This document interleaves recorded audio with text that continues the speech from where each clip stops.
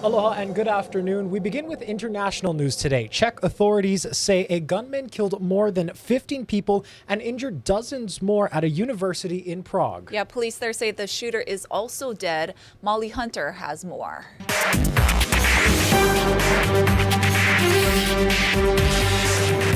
This is an incredibly rare attack in the Czech Republic. It happened in Prague, and police say it happened at Charles University, one of the oldest, largest universities in the country, right in the middle of the capital in the old town. Now, 46,000 students go to this university. Normally unclear exactly how many would have been on campus just 4 days before Christmas. But what is sure is that the area around is populated, is touristy, would have been packed at this hour. So in a press conference, police are telling us a little bit more about the attacker. They say it was a sole attacker, a 24-year-old male Charles University student. No direct motive has been given. Now, the police do say they believe it was a, quote, premeditated violent attack. The operation, though, is still ongoing. And so as police and emergency services publish numbers, they stress that these numbers will likely change. This evacuation is still going on. Police are still going door to door. They are going around the university with flashlights, trying to make sure that anyone who was hunkering down or hiding because of the active shooter knows that it is safe to come out. That shooter is confirmed dead. Now, again, this is an incredibly rare developing situation for Prague. Gun crime is very, very low in this city. We will get more details from the police, hopefully, possibly about a motive or how exactly this started. But right now, the U.S. Embassy, the British Embassy, has blasted alerts to their citizens who are in the city to say, look, listen to police. And police are very clear right now. There is no imminent danger, but please stay away from the area. Well, the heavy rain that swept through the state yesterday left a mess on roads and waterways. Our Ben Gutierrez shows us some of the impacts across the state. Hawaii's wet winter weather has meant more than just gray skies and brown water. It also means a lot more debris has been washed down by the heavy rains from areas upstream. Tree branches, plastic bottles, and even full mattresses were caught by booms put up by the State Harbors Division at the end of the Alawai Canal. 2 days ago, this was completely empty. They had just put up the barrier, and just from this last rain, it's, as you can see, it's filled up. The branches and trash also formed what looked like an island in the brown waters of the canal, which passers-by didn't think was very scenic. You see this process over and over, right, Ann? Yep, with the heavier rains. The downpours also sent a deluge of mud and trees over the town-bound lanes of the Pali Highway just outside the second tunnel. Drivers were briefly stalled until authorities were able to redirect vehicles around the wall of debris. The National Weather Service says up to 9 inches of rain has fallen in parts of the Ko'olau Range on Oahu. I would think that the landslide today in the Pali was definitely related to the last 3 days of nearly nonstop rain up there. After it's clear, we still may not have opened yet because there's a bunch of water that's flowing from the top of the slope into the slope itself. That's causing some instability. Vehicles coming up the Pali from Kailua are being turned onto Kamehameha Highway to the Like or the H3 to get to town. And even after the roadway is cleared, DOT says lanes will likely remain closed through the weekend as crews stabilize the slope to prevent further landslides. And in Mo'iliili, a flash flood swept 7 homeless people and 4 dogs through a stream across from Kaimuki High School. Firefighters used ropes to haul them out of the raging waters. One woman was hospitalized in serious condition. At first there was reported of a child, although it turned out to be fortunately all adults and a lot of dogs. As the water rose in the stream, they became trapped and couldn't get to the shore. Heavy rain also pounded Kauai, which was under a flash flood warning for much of the day. Here's what it looked like on the North Shore near Ha'ena Beach Park. The good news, the National Weather Service says the rain is forecast to let up. It turns really dry by Saturday and to Sunday, and the winds get lighter, so it will be markedly drier by Sunday and Monday. Ben Gutierrez, Hawaii News Now.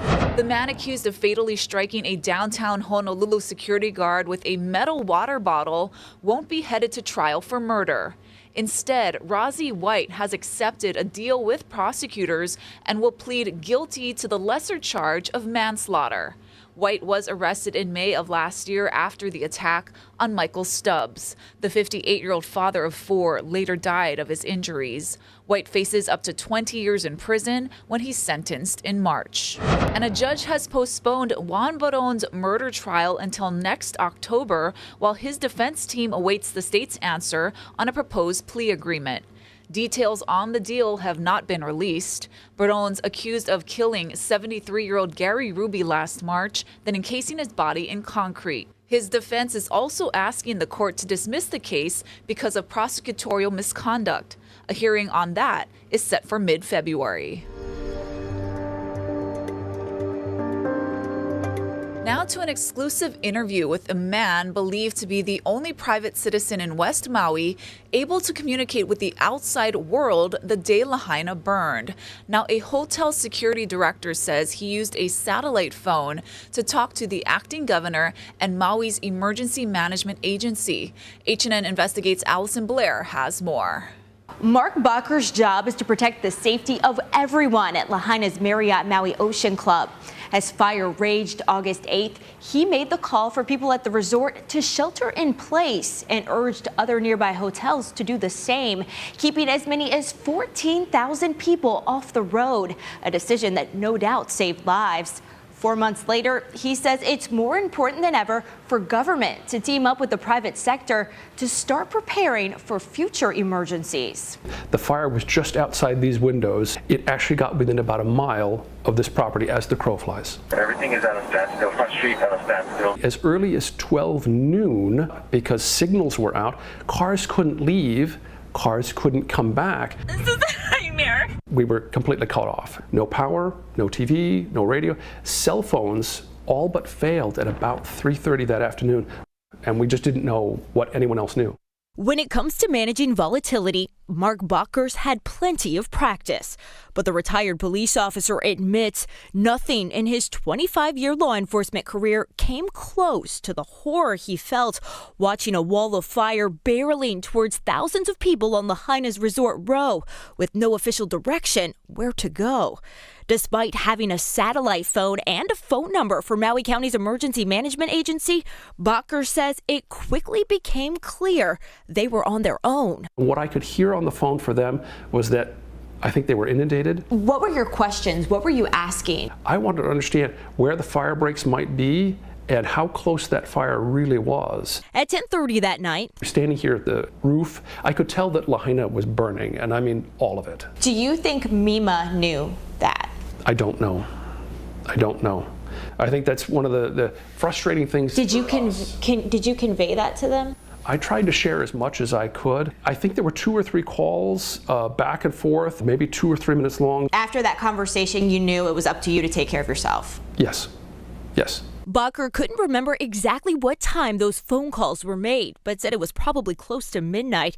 He says around that same time, he also got a call from acting Governor Sylvia Luke. Someone gave the lieutenant governor that sat phone because she wanted to talk to someone on the west side. And when we got on the phone, she told me I was the only west side property communicating with the outside world. What was her tone when she spoke with you? Eager for information. What did you tell her? I told her that there were some very, very important things that we needed. One, we had to have a fire break. With Lahaina town already smoldering, he feared without a fire break, the blaze would continue marching up the west side. Bacher also told her government needed to work on moving all visitors in West Maui off island. He also says he stressed the fact that there was a communications blackout. Do you believe she understood the gravity of the situation after that phone call with you? I can't speak for her, but I knew it was a grave situation, and so yes. During those sat phone conversations, Bacher said he was reminded about a nearby golf course that could serve as a potential fire break. Based on that information, wind direction, and what he could see, he made the decision to advise everyone on the property to shelter in place and urged nearby hotels to do the same. But if we were going to evacuate, we were going to make things worse. It's a restless night, but people stayed calm and were eager to work with us. He says the resort shared its radios with about a half dozen other properties so they could all communicate in real time. If only I could have been talking with the police and fire about what we knew, if we could have been collaborating, that might have been even more powerful. Do you think that's something that needs to be considered going forward? I think there are a lot of things that need to be considered to enhance communications and to enhance partnerships between public and private. What we didn't know on the west side, we didn't know what anyone else knew, and that was a very lonely way to be for several days. And a week? A week, yeah. And cell service didn't come back for a long time after that. And we didn't have TV here for over a month. During that communications blackout, Bakker was forced to get creative. He said he used his sat phone to call a local FM radio station to broadcast critical information to the thousands of people trapped on Maui's west side. Since the disaster, he's also mounted a camera on the roof of the resort in the event another fire breaks out, so he can share those images with emergency officials.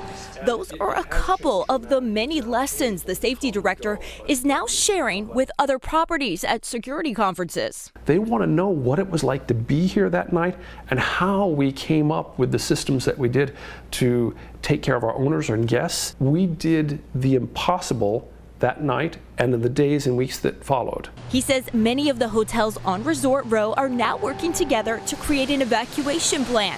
When it comes to conversations he's had with government, has there been interest in planning and making preparations for future emergencies? I'm hoping that there'll be not only continued but renewed interest in working together between police, fire, hotels. We really need to be in this together. Bakker says in addition to a comprehensive west side evacuation plan, he'd like to see the county focus on constructing another road so there's more than one way out of Lahaina. He's also pushing for a hospital, more fire stations, and emergency personnel. HNN Investigates will take this story to Maui County and state government officials and ask those agencies what they're doing to prepare. We'll make their responses public once it's released. Allison Blair, Hawaii News Now. Starting Friday, trucks will begin hauling rolls of plastic liner to the Maui wildfire debris dump site in Olowalu. The county is issuing a noise warning as crews will be welding the liner together every night from 6 p.m. to 6 a.m. through January 11th. The Olowalu dump site, which will hold burned vehicles, ash, contaminated soil, and other materials, is a temporary site. Now, there are 8 other sites being considered as a permanent location. Turning to news across the nation, the White House is criticizing Texas Governor Greg Abbott's decision to fly migrants to sanctuary cities, calling it a political stunt. Now, the move comes as federal data obtained by CBS News shows that more than 10,000 migrants crossed the southern border into the U.S. illegally each of the last 3 days. Omar Villafranca reports from the border town of Eagle Pass, Texas. The scene Thursday in Eagle Pass, Texas has become familiar.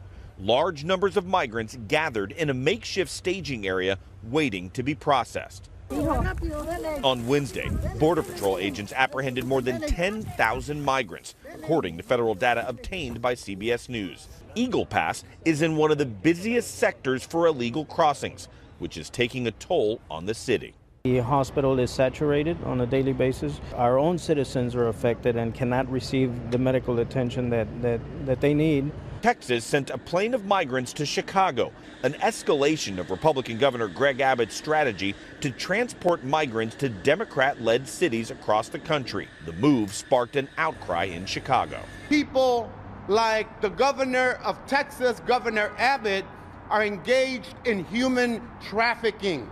Outside a shelter in Chicago that houses migrants, a memorial was set up for a 5-year-old who died Monday after becoming ill.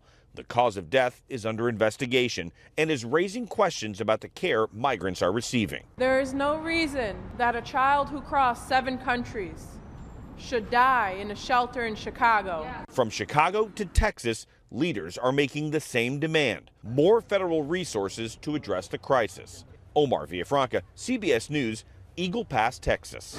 Honda is recalling 2.6 million vehicles in the U.S. because the fuel pump could fail. If that happens while driving, the vehicle could suddenly lose power.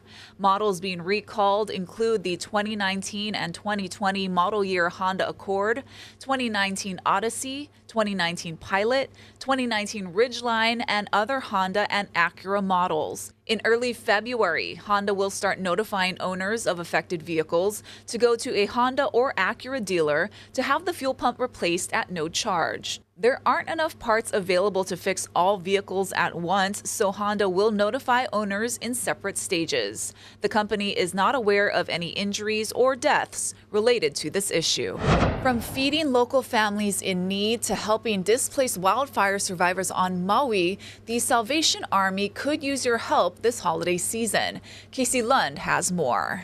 Aloha and happy holidays from the Keaumoku Walmart, one of the many places you can find the iconic red kettles for the Salvation Army.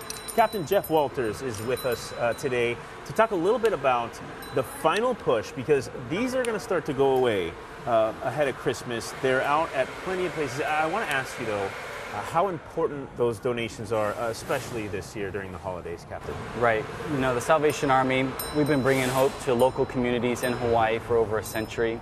But these donations this year, this Christmas season, are more important than ever. Our communities have been going through a lot this year, namely in Maui. We know of the disaster that has taken place there. And so it's super important for us to continue to raise these funds so that we can give back and make a difference in the state of Hawaii. One of the things I want to talk about, especially when we consider all that our communities here in Hawaii and the Pacific Islands, Guam is part of the territory covered by you folks, is that money that you donate, it stays in the community that you live in, right? Right, and that's super important, again, for everyone to understand that these funds that are raised at these kettle sites, they stay local. And so the community can trust and know that the Salvation Army is being a good steward and giving back to the community and making a difference with those funds that are raised. Beyond all the amazing work that has already happened just in the last few months on Maui, every year I'm always inspired by the work the Salvation Army does. Can you tell us a little bit about, beginning even in Thanksgiving, all the way through the Christmas, New Year holiday, there is a lot of good that happens. Right, there's a lot of impact that each dollar brings to these communities, whether it's meeting the needs of those who struggle with food insecurity or helping those of our friends, those friends of ours that are on the streets and don't have a home to go to at night. We give a second chance to those who are battling addiction at our ARC programs. And so there's just a lot of ways to which these kettles make a big difference. Especially even families that maybe are struggling a little bit during the holidays, making sure that those keiki have something special to open on Christmas morning. Captain Jeff, I want to thank you for being with us today. You know, if you don't feel like braving the crowds ahead of Christmas Day, of course, when those kettles go away, you can always donate online. And like Captain Jeff said, those donations stay right here in Hawaii. We have a link to do that at hawaiinewsnow.com. For now, we'll send things back into the studio. Just put Casey on a kettle and we'll make so much money. Yes, of course. Right? Just a great idea. All right, we're taking a live look outside. This is New York City, and you're reading that right. 4 days left until Christmas, everybody. It is 38 degrees there in New York. We're going to have a check on your local weather after this quick break.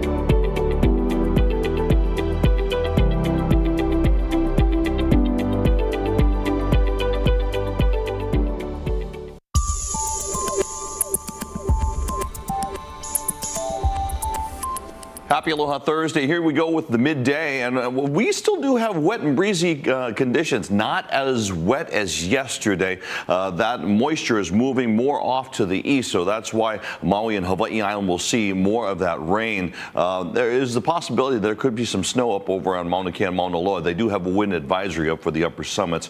We will trend lighter winds on Sunday and Monday, and actually more drier conditions for the holiday, so that's going to be nice. And there's also a northwest swell that will peak on Sunday that is on the way. Real quickly here, let's give you an indication of that surf. For today, 8 to 12. Another swell, of course, due on Sunday. A little boost for the west and in town spots.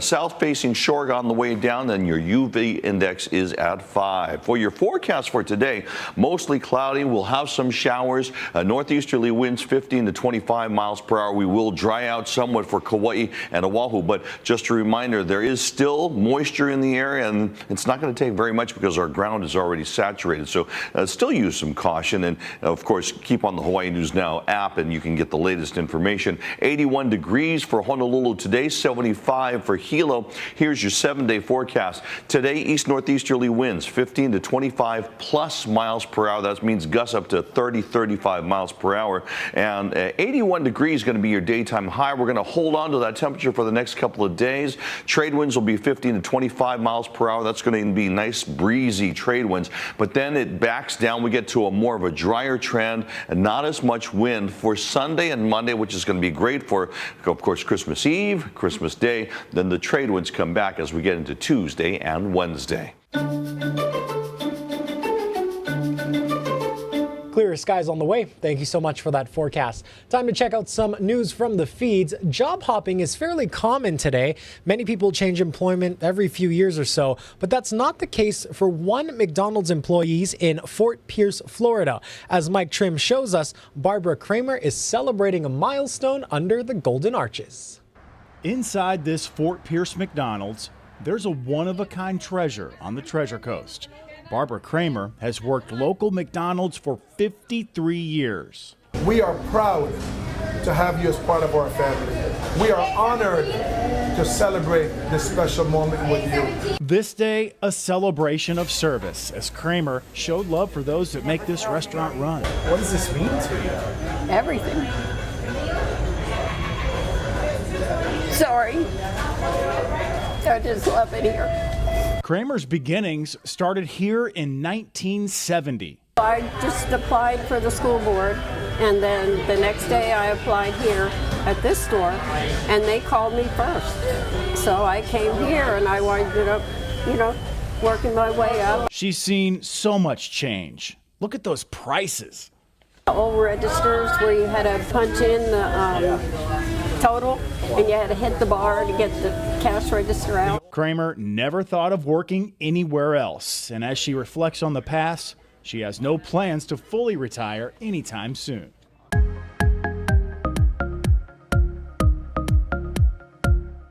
An Ohio grandma is on special assignment from Santa Claus this holiday season. She's delivering letters to the North Pole. Lindsay Stone has her story. The magic of Christmas has already arrived here in Prospect Hill. There's a special mailbox that goes directly to Santa. This is Charlie. He just wanted some toys. Scattered across Brenda Samby's kitchen counter are dozens of letters for Santa. This letter is from a little girl named Zoe, who is 6 years old, and she's the only one so far that said she was a little bit of naughty and a little bit of nice. Brenda says health issues prevented her from enjoying annual Christmas traditions this year, like decorating a Christmas tree and light up the square. So she decided to start a new tradition. I am able to put letters out for the kids to pick up in envelopes, and then every day I check the box for them. She's collecting letters for Santa and making sure every child gets a letter back. 6-year-old Francesca dropped off her message for Santa today with one simple request. It was a letter for doggies and puppies that don't have home. I just was so impressed with these children with the simple things in life. And I just hope that they can always keep that simplicity and, sweet spirit. Brenda says even though this was her first year, she plans to play Santa's helper for years to come. They need something to believe in and, just to have fun with.